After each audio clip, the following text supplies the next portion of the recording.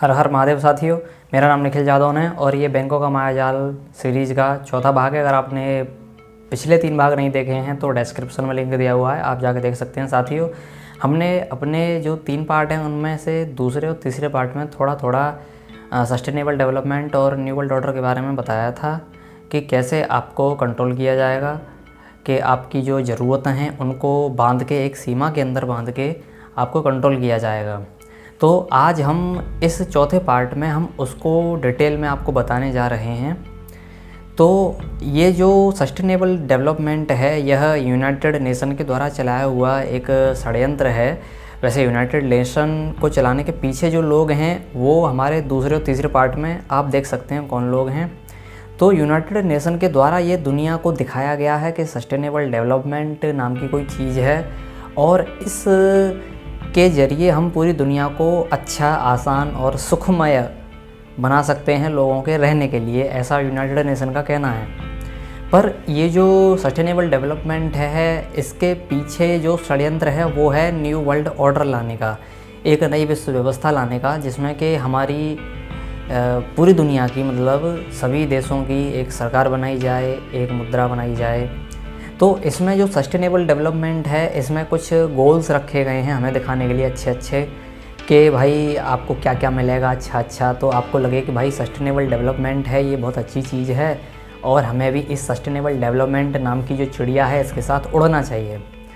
तो आज हम आपको जो गोल रखे गए हैं, मेन 17 गोल हैं, यानी कि 17 लक्ष्य हैं सस्टेनेबल डेवलपमेंट के, जो यूनाइटेड नेशन को चलाने वाले लोग, पीछे से छुपकर चलाने वाले लोग पूरा करना चाहते हैं। तो उन 17 गोल्स के बारे में जो आपको दिखाया जाता है वो भी बताएंगे और जो हकीकत है वो भी बताएंगे। तो शुरू करते हैं। तो साथियों, आपको सस्टेनेबल डेवलपमेंट गोल के बारे में जो बताया जाता है, अभी मैं यहाँ पे एक बात और बता दूँ कि जैसे सस्टेनेबल डेवलपमेंट के बारे में हमारे देश में काम चल रहा है और इसको आप देख सकते हैं, गूगल पे जाएं और उस पर लिखें sustainable development goals in India, तो आपको सबसे ऊपर ही एक वेबसाइट आ जाएगी जिस पर वो नीति आयोग और वगैरह वगैरह करके आप लोग वहाँ देख सकते हैं कि इसमें काम हो रहा है। और पूरी दुनिया मिलाकर इस पर कई ट्रिलियन डॉलर खर्च कर रही है सस्टेनेबल डेवलपमेंट को लागू करने के लिए। तो सस्टेनेबल डेवलपमेंट में जो 17 चीज़ें हैं उसमें से जो पहली है भाई, जो हमें दिखाई जाती है कि भाई नो पॉवर्टी, यानी कि गरीबी नहीं रहेगी। तो लोगों को लगेगा कि भाई यार गरीबी नहीं रहेगी तो यार ये तो बहुत अच्छी बात है, पर आपको ये नहीं बताया गया कि गरीबी कैसे नहीं रहेगी। तो भाई इसमें क्या होगा कि जो टीका होता है VACCINE का, अभी जो झंझट चल रहा है वो आएगी तो जो गरीब लोग हैं वो निकल जाएंगे। तो इस प्रकार से गरीबी को कम किया जाएगा। अब गरीबी को ऐसे थोड़ी ना कम किया जा रहा है कि भाई सबको पैसा दोगे, सबको तुम गेहूँ दोगे, सबको चावल दोगे, है ना। इतने अच्छे लोग थोड़ी ना बैठे हैं यूनाइटेड नेशन में।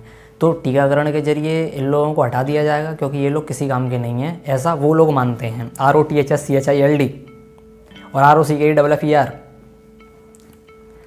तो ये जो लोग हैं ऐसा मानते हैं। तो पहला हो गया कि भाई गरीबी नहीं रहेगी, और दूसरा है कि भाई जब गरीबी नहीं रहेगी तो दूसरा ये इसमें कि कोई भी भूखा नहीं रहना चाहिए। भूख है जो वो पूरी तरह ख़त्म होनी चाहिए, यानी कि जो भी भूखा रह रहा है, भूखा सो रहा है, तो भाई गरीबी ख़त्म हो गई तो जो भूख है वो भी ख़त्म हो जाएगी आपकी। और यहीं पे एक चीज़ और है जो आने वाली है, वो है जेनेटिकली मॉडिफाइड फूड, जिसमें कि आपकी जो बैंगन है उसको मंजूरी दे दी गई है वो खाने के लिए, और अगले साल तक जो है हर प्रकार की फसल का या लगभग कई प्रकार की फसलों का जेनेटिकली मॉडिफाइड बीज, यानी कि जो कृत्रिम बीज है लेबोरेटरी में बनाया हुआ, वो बाज़ार में आ जाएगा और किसानों को दे दिया जाएगा। किसानों को तो नहीं पता कि भाई क्या है क्या नहीं है। तो इस प्रकार से जो आपको खाना मिलेगा वो भी जो है बेकार मिलेगा फिर तो GMF आने के बाद। तो इसमें है आपका 2 चीज़ें ये हो गई। फिर तीसरा है कि भाई आपकी जो हेल्थ है, मतलब आपका स्वास्थ्य अच्छा रहना चाहिए, आपको कोई बीमारी नहीं होनी चाहिए। तो उसके लिए आपका जो है मैंडेटरी कंपलसरी टीकाकरण होगा। ये एक कार्ड बनेगा ना, जो डिजिटल हेल्थ कार्ड बनेगा, जिसके ज़रिए आपको वो उसमें सब डिटेल होगी कि मतलब आपने कौन सा टीका लिया है, कौन सा नहीं लिया है, इस बीमारी का लिया कि नहीं लिया, इस बीमारी का लिया कि नहीं लिया। आपकी मर्जी नहीं है फिर भी आपको लेना है, क्योंकि सरकार आपकी चिंता करती है, आपको बचाना चाहती है, आपको अपने गले से लगाना चाहती है, आपको बहुत प्यार करती है सरकार, है ना। तो वो जो टीकाकरण होगा उसके ज़रिए आपको बीमारियाँ दी जाएंगी, और फिर जब बीमारियाँ दी जाएंगी तो इससे आप दवाइयों पर निर्भर हो जाओगे। ये इसकी कमी है। कमी भी साथ ही साथ हम बताते जा रहे हैं। तो आपको दिखाया जा रहा है कि अच्छा स्वास्थ्य मिलेगा, लेकिन ये नहीं बताया है कि कैसे देना चाह रहे हैं वो। तो अच्छे स्वास्थ्य की जगह पे आपको ख़राब स्वास्थ्य देना चाह रहे हैं, और जीरो हंगर के नाम पे आपको जेनेटिकली मॉडिफाइड फूड देना चाह रहे हैं, ठीक है। और नो पॉवर्टी के नाम पे गरीबों को मिटाना चाह रहे हैं टीकाकरण के ज़रिए, ठीक है। तो चौथा है इसमें कि जो एजुकेशन है वो भी अच्छी होनी चाहिए भाई। कोई बहुत अच्छे स्कूल में पढ़ रहा है, कोई ख़राब स्कूल में पढ़ रहा है, कोई पढ़ ही नहीं रहा है, तो भाई एजुकेशन तो अच्छी ऐसे हो जाएगी कि जो गरीब हैं इनके हिसाब से वो तो मिट जाएंगे टीकाकरण से। तो जब गरीब मिट जाएंगे तो बचे कुचे हैं तो वो मिडिल क्लास और अपर क्लास रह जाएंगी। So called middle and so called upper class वो रह जाएंगी। तो उन लोगों के बच्चे पढ़ेंगे, और जो सरकारी हैं स्कूल वो सब तो खैर प्राइवेट हो ही जाएंगे आने वाले टाइम में। तो कहने के लिए जो प्राइवेट स्कूल में जो सो कॉल्ड अच्छी एजुकेशन मिलती है वो हम लोगों को मिल पाएगी। सो कॉल्ड का मतलब तथा कथित एजुकेशन मिलती है, तो भाई इनका जो चौथा एजेंडा है वो भी पूरा हो जाएगा। और पांचवा है कि जो आपका जेंडर इक्वलिटी है, यानी कि जो लिंग हैं सभी वो सब बराबर हैं।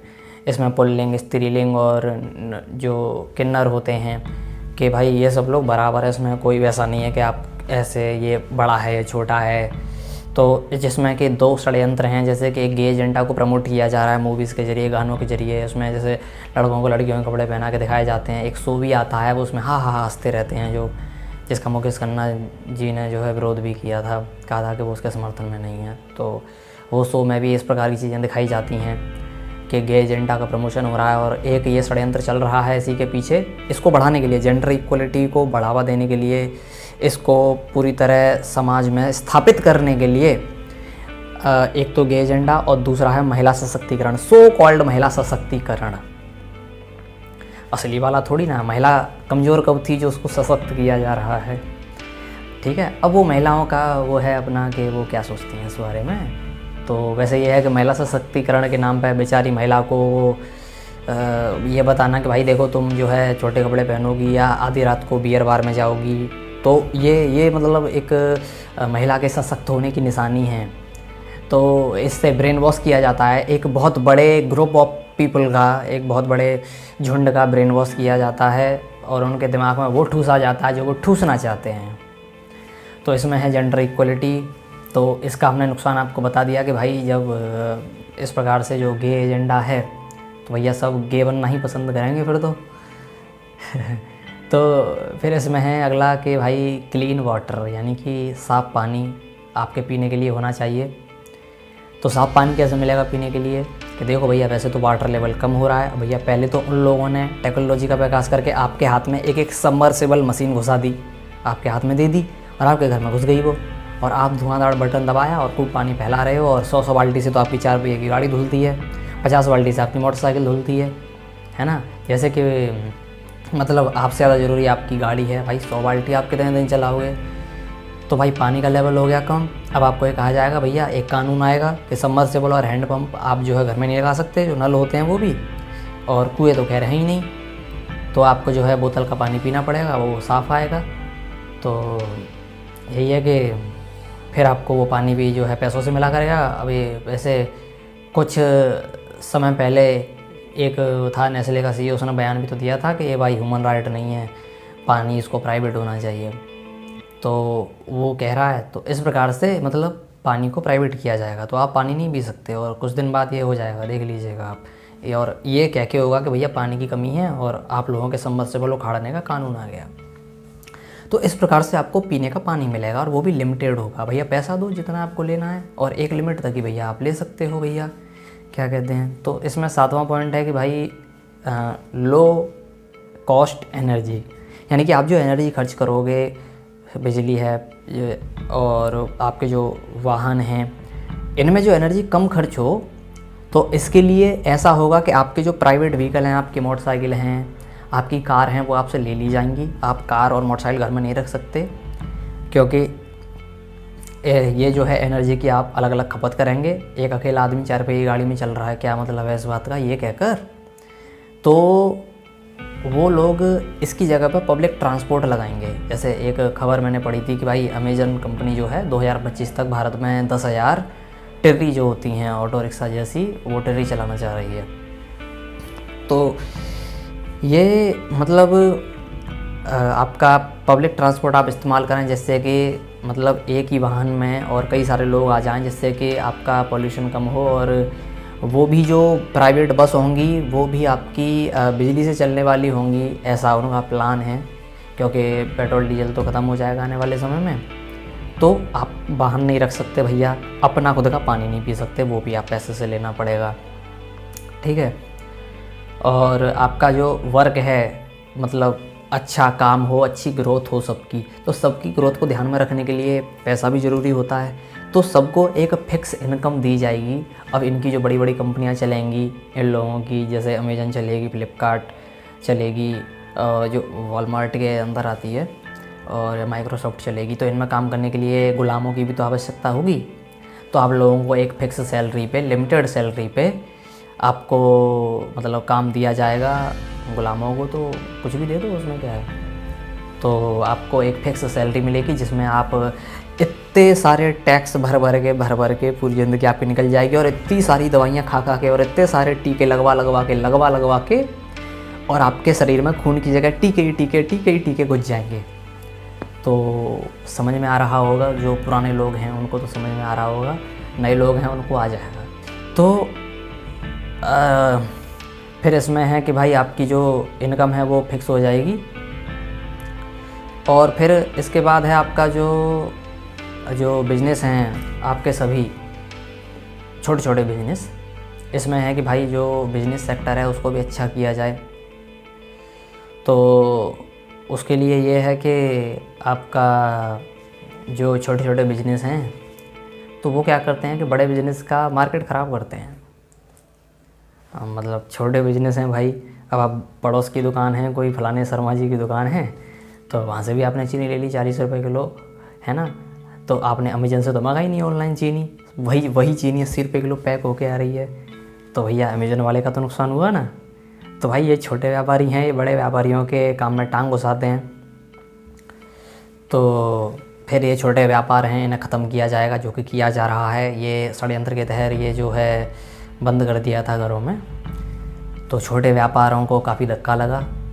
तो बिज़नेस को सेंट्रलाइज कर देना, केंद्र में ले आना, मतलब कुछ गिने चुने हाथों में होना चाहिए। जैसे अभी अंबानी हैं, जगह जगह के जियो म्यूज़िक है, ये टेलीकॉम भी है, वो पेट्रोल डीजल भी है, और वो अपना बाज़ार भी खोल रहा है, कोई जियो मार्ट वगैरह, और अगड़म झगड़म जितना भी है, मतलब तो कुछ गिने चुने लोगों के हाथ में पूरा बिजनेस रहना चाहिए।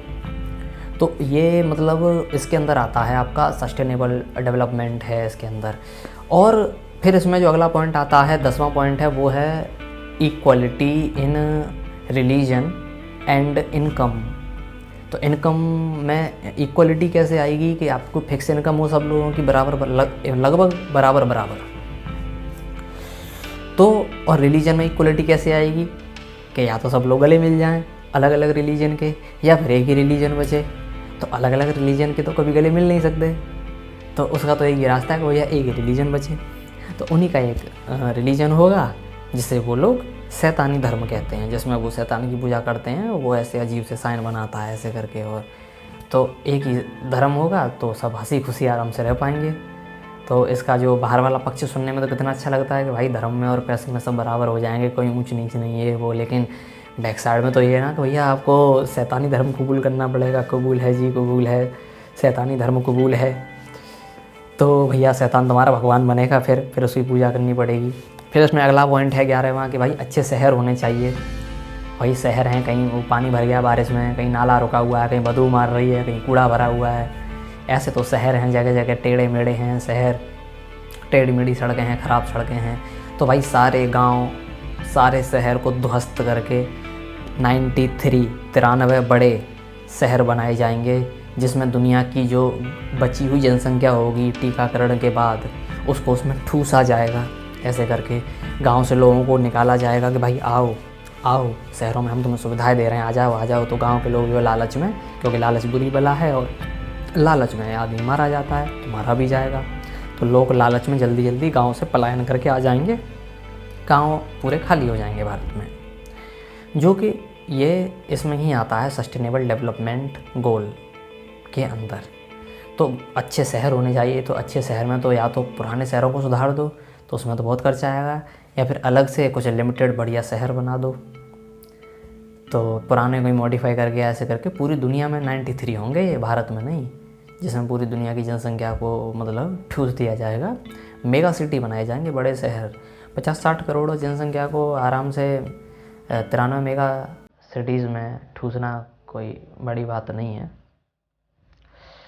तो फिर यह है इसमें अगला पॉइंट बारे में कि भाई चीज़ों का जो सदुपयोग होना चाहिए, हर चीज़ लिमिटेड यूज़ होनी चाहिए, जो हम आपको बता चुके हैं कि भाई पानी आप लिमिटेड यूज़ करेंगे, बिजली आप लिमिटेड यूज़ करेंगे, और जो आपका ये है व्हीकल से चलना, प्राइवेट आप अपना रख नहीं सकते, और पब्लिक से चलेंगे तो ऐसे भी लिमिटेड यूज़ होगा आपका जो वो है एनर्जी का, क्योंकि एनर्जी कम हो जाएगी कहने के लिए, ठीक है। और सड़क पे आप कोई रूल नहीं तोड़ सकते, आप थूक तक नहीं सकते सड़क पे, पूरे कैमरे लग जाएंगे सड़कों पे, फिर आपको जो है मतलब कैमरे लग गए, आपने थूका, फेस आ गया, आपका फेस पहचाना कि इसकी आइडेंटिटी है, और खाते से जो है अपने आप पैसे कट गए। तो फिर इसमें अगला पॉइंट है कि भाई 13वां जो पॉइंट है वो है कि भाई जो आपकी जलवायु है, यानी कि आपका मौसम अगर कभी ख़राब होता है, बाढ़ आती है, कहीं सुनामी आती है, भूकंप आता है, तो आपको जो है बचाने का दिखावा होगा। मतलब कह तो ये रहे हैं कि भाई मतलब हमें बचाएंगे, हमें कुछ भी दें, मतलब वो हमें चाहे खाना दें, पानी दें, कुछ भी दें। तो पहले तो ये हार्प नाम की जो टेक्नोलॉजी है, जिसके 17 टावर हैं दुनिया में, उससे यही मौसम को बिगाड़ते आए हैं 50-60 सालों से। और यही फिर जो है कहते हैं कि देखो भाई मौसम ख़राब है, तो उसके चलते हम लोगों को एक हो जाना चाहिए, सुनामी आ चुकी है, पूरी दुनिया में हाहाकार मचा हुआ है। तो यही लोग पहले प्रॉब्लम क्रिएट करेंगे, फिर यही लोग सॉल्यूशन की बात करेंगे। तो हार्प नाम की टेक्नोलॉजी से ये लोग मौसम अच्छे मौसम को ख़राब भी कर सकते हैं, और ख़राब मौसम को अच्छा भी कर सकते हैं। तो आपको ये लालच दिया जाएगा कि भाई देखो मौसम से हम आपको बचाएंगे साइंस के ज़रिए, है ना। तो ये आपका जो है 13वां पॉइंट है, और यही वो टेक्नोलॉजी है जिससे मौसम में बदलाव करके किसानों की फसलों को बर्बाद किया जाता है। तो इसमें 14वां जो पॉइंट है वो ये है कि भाई जो वाटर लाइफ है, जो समुद्री जीवन है, नदियों में जो मछली हैं और तमाम प्रकार के जीव जंतु जो रहते हैं, तो भाई आप लोग उसमें कूड़ा डाल डाल के, उसमें और तमाम दुनिया भर का वेस्ट डाल के उनको मार रहे हो। तो आप लोगों को समुद्रों नदियों से दूर रखा जाएगा, बिल्कुल, क्योंकि भाई उनकी भी भाई ज़िंदगी है, उनको भी जीने का अधिकार है।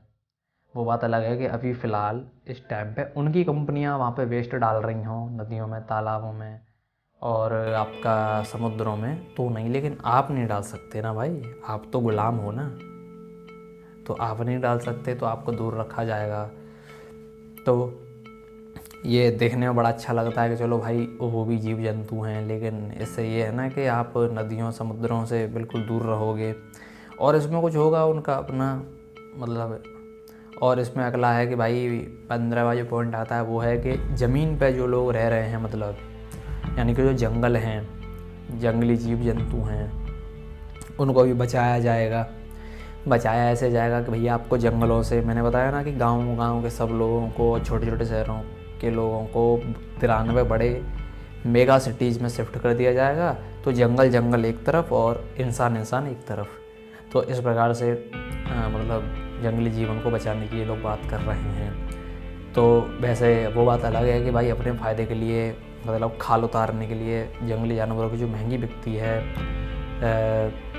मतलब जो गैर कानूनी रूप से, तो ये लोग जो कर रहे हैं अभी वो करते रहें, कोई दिक्कत नहीं है। लेकिन आप उनको नुकसान नहीं पहुंचा सकते भाई, आप एक चींटी को नुकसान नहीं पहुंचा सकते, क्योंकि ये आपका अधिकार नहीं है। गुलामों के पास कोई अधिकार नहीं हुआ करते कभी, इस बात को आप ध्यान रखिए। तो आपको वह बाहर से दिखने में अच्छा लगेगा कि भाई जंगल भी बचे रहेंगे, सब जगह अच्छा ही अच्छा होगा, भाई जंगली जानवर ही आराम से रह पाएंगे। लेकिन सच्चाई थी वो ये है कि आपको एक तरफ कर दिया जाएगा और जंगलों को एक तरफ कर दिया जाएगा। आप जंगल में घूमने भी जाओगे तो आपको पैसा देना भैया, जैसे चिड़ियाघर में जाते हैं घूमने के लिए इस प्रकार से, तो आप फ्री में जंगल में घूम भी नहीं सकते। तो उसके लिए आपके पास VIP पास होना चाहिए कि आप VIP हो तो ही फ्री में जा सकते हो, अन्यथा मीडियोकर गुलाम लोगों के लिए कोई जगह नहीं है, कोई औकात नहीं है उनकी।